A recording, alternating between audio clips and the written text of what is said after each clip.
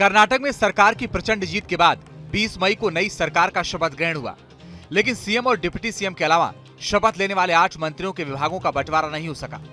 इसके अलावा कई ऐसे विधायक थे जिन्हें मंत्री पद दिया जाना था। राज्य के सीएम सिद्धरामैया और डिप्टी सीएम इसे लेकर पशुपेश में थे। आखिरकार ये फैसला भी दिल्ली से हुआ। दोनों नेताओं को दिल्ली बुलाया गया और मैराथन बैठकों के बाद 24 नए मंत्रियों की सूची जारी की गई।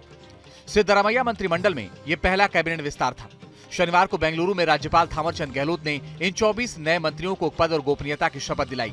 शपथ लेने वाले विधायकों में कुछ पुराने चेहरे हैं, तो वहीं 9 ऐसे विधायक भी हैं जो पहली बार विधायक बने हैं और पहली बार में ही उन्हें मंत्री पद मिल गया है। इस सूची में एक महिला विधायक भी शामिल है। कुल मिलाकर अब सिद्धरामैया कैबिनेट में 34 मंत्री हो गए हैं। हालांकि ये भी सच्चाई है कि अभी तक उन मंत्रियों के विभागों का भी बंटवारा नहीं हुआ है जिन्होंने सीएम और डिप्टी सीएम के साथ मंत्री पद की शपथ ली थी। ऐसी जानकारी मिल रही है, इसकी घोषणा भी बहुत जल्द हो जाएगी। जानकारों की माने तो शुक्रवार को दिल्ली में सीएम सिद्धरामैया और डिप्टी सीएम डीके शिवकुमार ने दिल्ली में कांग्रेस नेता सोनिया गांधी और राहुल गांधी से मुलाकात की थी। शनिवार को जिन 24 मंत्रियों को सिद्धरामैया कैबिनेट में शामिल किया गया, उनमें राज्य के सभी जातीय समुदाय को ध्यान में रखकर प्रतिनिधित्व दिया गया है। इसके अलावा क्षेत्र विशेष का भी खास ख्याल रखा गया है। शपथ लेने वाले मंत्रियों में 6 लिंगायत, 4 वोक्कालिगा, 3 अनुसूचित जाति, 2 अनुसूचित जनजाति और 5 अन्य ओबीसी, जिसमें कुरुबा, राजू, मराठा, एडिगा और मोगावीरा शामिल हैं। इसके अलावा दिनेश गुंडू राव को ब्राह्मण चेहरे के तौर पर शामिल किया गया है। कैबिनेट में लक्ष्मी हेब्लेकर इकलौती महिला मंत्री हैं।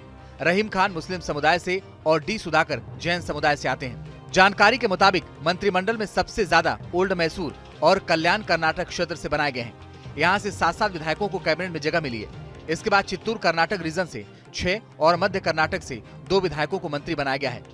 मैसूर से डॉक्टर HC महादेवप्पा, बागलकोट से RB थिम्मापुर, कोप्पल से शिवराज तंगादगी दलित समाज से आते हैं। तुमकुरू से KN राजन्ना और बेल्लारी से विधायक B नागेंद्र अनुसूचित जनजाति से ताल्लुक रखते हैं। बेंगलुरु में गांधीनगर सीट से 6 बार के विधायक दिनेश गुंडूराव ब्राह्मण नेता हैं। बीदर से कांग्रेस के वरिष्ठ नेता ईश्वर खंड्रे, यादगीर से शरण बसप्पा दर्शनपुर, विजयपुरा से शिवानंद पाटिल, दावणगेरे से SS मल्लिकार्जुन और बेलगावी से लक्ष्मी हेब्बलकर लिंगायत समुदाय से हैं। मधु बंगारप्पा शिवमोगा से, बंगारप्पा एडिगा समुदाय से आते हैं।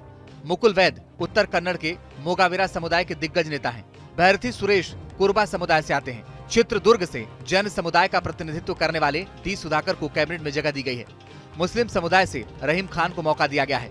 धारवाड़ के संतोष लाड मराठा समुदाय से आते हैं। सिद्धरामैया कैबिनेट में जिस हिसाब से समाज के हर तबके को उचित प्रतिनिधित्व दिया गया है, उससे साफ है कि 2024 में पार्टी किसी तरह का रिस्क नहीं लेना चाहती।